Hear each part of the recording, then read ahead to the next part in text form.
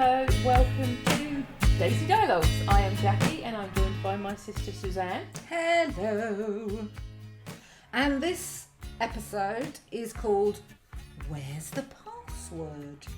So in this episode we are covering sharing information that is not commonly shared, things to talk about while you've still got that opportunity, our personal experience, and nothing stops when you pass on. So where's the password? Well, this is really about all those things we'd like to ask that person that's died. That would be really helpful information that we didn't extract from them while they were alive.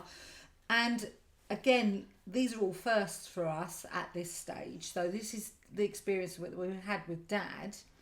And it didn't even enter my head. Did it enter your head to ask him, where is this, where is that? No. To be fair, it's not something we thought to ask. It's not something I think many people think to ask. But also, when you're talking about passwords and where's this and where's that, you're talking about them sharing information that is quite widely said, do not share this with anyone. Yeah, that's true. That's a really good point. But there's also lots of other things. So we didn't have any important conversations with Dad. We didn't sit down and say, Dad, you know, if you were in a situation where you were ill and sick, what would you like? Where would you like to be? Where would you like to go? We didn't do any of those because it was our first green experience. But we equally he didn't have a massive, at the time, online presence, but he did have music because he used to write music. And even to this day, we're still hunting for a piece of that music because we don't know where he put it. We're also trying to get attached to royalties for said music that did go on sale, and yes, to this day we're still trying to do that. We've actually now got to a point where they've accepted us as beneficiaries to the copyright, and we've got an online portal. We still don't know what more music's attached to that. I've had to go back to them because we didn't have that conversation. We know what songs Dad sold, and we know the words to the songs. But let's go back to all the other things that people might now, in hindsight, think, oh, poo, I wish I'd asked them where they put the key for that, or what's the combination code for that safe. But those are all I know you just said about there's a lot of personal information that we're not really supposed to share. But again, that we discussed earlier about a whole letter of wishes, and that's a great place to begin to put that. Because the letter of wishes gets opened with the will, so you're not technically sharing that till afterwards. But people, Apple devices, if you don't have a password and the iCloud information to an Apple device, you're basically kissing those assets goodbye. Yeah, so that's just reminded me of Glyn, my husband. When he died, he's got one of those, which I've now got, one of those big what are they called? iPods, and it's got a really large, quite enviable memory from my understanding. And when I tried to access it so that I could add stuff to it or extract stuff from it, I was categorically told we need the password. It doesn't matter that I've got permission, we need the password to get into it because we can't currently get into it. Okay, and on the note we're discussing, we've literally had somebody ask us this question. It started with, will an LPA give you the right to get hold of this information when somebody dies? The answer is clearly no, because lasting power of attorneys, LPAs, only work for you whilst you are alive. Once you die, the LPAs die with you. Okay, so once you've died, what would give you permission to access these types of records? A will. You're an executor on a will. You will have the permission to access these kind of things. But as I discovered, having access, having the authority to have access, still doesn't mean that you can get into them if you don't have the passwords. So what about password resets and stuff like that? Because I know you've had a huge debate with Apple over this iPod thing. Is there no way to reset passwords? Are we talking you need to know the emails as well at that point? And at this point, because you know technology is always changing, I have actually got no idea. And it might be something, because I revisited that about 5 years ago, and things could have moved on a lot. So it might be one to watch, and I will go back and actually see where they're at with that. but basically the answer is put digital assets as a thing in your will. It still doesn't cover you. You still need to give them the user IDs. You still need to put the passwords out there. You still have to give them access to all of that, because if you don't have the password or you give them the wrong password reset's not going to work either. Especially if the same people that you have chosen as your executors were an attorney, then you might, if you have not done a lasting power of attorney where you may have also given permission to access digital assets, and therefore a potential opportunity to learn what the passwords are to help that person. If you haven't got one of those, if you never went down that route, then you absolutely need to do it from your will. So the other issue with this, and it isn't something we've got a huge knowledge in at the moment, and it is something we've got to research, is that with technology advancing at the rate it is, there is new things coming in like biometric data, fingerprints, eye scans, two-factor authentication, where you have to put a code in that's sent to a phone, that's sent to an email, and all of this is making it harder for hackers. This is also going to make it harder in the long run for people that are trying to do things post-death.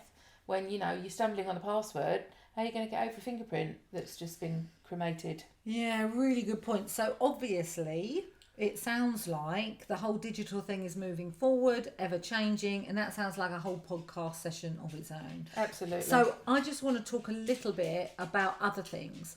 So one, it reminds me that have them conversations. Start to think with your loved one. It doesn't matter what age they are, because this can happen to you at any age, where you're either losing some sort of mental capacity, or you have someone has an accident and it's lost, it's gone. So find out what that recipe was that you loved. Now go to your nan now and learn it, or have those conversations with your loved one about the kind of things that potentially you can think of you would need information on, or even things that you love. And another place that you can do that is just having this open chat with friends and family over dinner. When you get friends round and you have a chat or you have a coffee, just go, and open up that conversation, at a time when it's light-hearted and quite fun to explore as a topic. Absolutely. And this is one, so look out for our topside talk on digital assets, because there's going to be more than one, because it's a huge topic and it will evolve. But absolutely, these conversations are so essential when people are still with you and able to do it. So we have dealt with, obviously, Dad, who went 16 years ago, and digital was quite new, but there were still passwords, there were still royalties and things like that we are still dealing with now. And collections of things, and where you put things, and ownership titles, and family trees. Family trees are a huge thing for intestate estates, and people lose touch. And Mum, where did you hide that money? Is it underneath your bed, or did you put it in a cupboard? Or yeah, it's huge. So there's so many conversations that you lose the window to have once you've lost that person. Or once they've lost mental capacity, and that's before they've even died. Yeah. So talks are, again, important. Okay, so the other thing you don't realise when you lose somebody is that things don't stop. Bank statements keep getting produced. Tax returns still need to happen. And it was 7 years after I lost my dad, and I wasn't in the profession at the time. And I kept getting, you need to submit a tax return for blah, blah, blah, deceased. And I actually got to the point where I phoned up the tax office and I said, I get this every year and they're out of date, and I keep getting told I need to file a tax return for this person and he's dead. Oh, yes, they said, we can't close the record until he files his tax return. I said, but he's dead. I said, it clearly says in the address, deceased. Yeah, somebody has to do it for him. Well, who's that going to be? Well, exactly. Where do you start? If somebody, self-assessment is something you can do yourself, and a lot of people do it themselves. So how does a relative that has no knowledge, no insight, we also had a limited company to fold because that was opened by Dad, and it doesn't just, they don't just go away. Just because you die, the tax system doesn't stop. The obligations to file don't stop. The bank don't close themselves. The statements still come. The credit cards that you've rung up still come. Nothing stops because you've died. And how does that work if you have died intestate and you haven't technically done a will or given that responsibility of clearing all those things up to anybody via becoming an executor, and you just maybe got a friend that's helping you out, or, you know, how does that work then? That makes it even more complicated. How are they supposed to know that? From a professional point of view, somebody has to apply for a grant of administration to wind up your estate, and your estate could be nothing or it could be vast, but at the end of the day, without a will, somebody has to step in and do that. It would normally be a next of kin. If it's not a next of kin, it can be a friend, but you get to the point where it goes so broad you have to go to the courts for permission, because you've got no legal entitlement to do that, even as a friend. Wow. And also, I know there's a lot of vulnerable people out there, so I was just thinking of a client of mine who has a vulnerable disabled child, and they don't currently have a will, and they don't have any procedures in place about what they want to do should anything happen to them to take care of their child. Yeah. That's also scary. That's just popped into my head. But also I was thinking of quite a funny little story about, I've got quite a lot of tools in the garage, or I used to have a lot of tools in the garage, and there were some of them that I've got a clue how they work. And if I'd just gone through them with my husband before he died, I would kind of like have an idea how they what they're even for. In a nutshell, where's the password? So if you need any help at all with this kind of minefield, whether it be digital, whether it be practical or emotional, maybe the safest way to do it, or just want to chat about it, then get in contact with us with the details that are posted with this podcast. Or get in contact with us on our website. We are sharing people's memories of and questions to their loved ones. What about this one? Wish I'd asked my mum for her potato salad recipe. Apparently nobody has it, and my soon-to-be wife said it was the most delicious she had ever had. That's got to be a real classic, because I actually know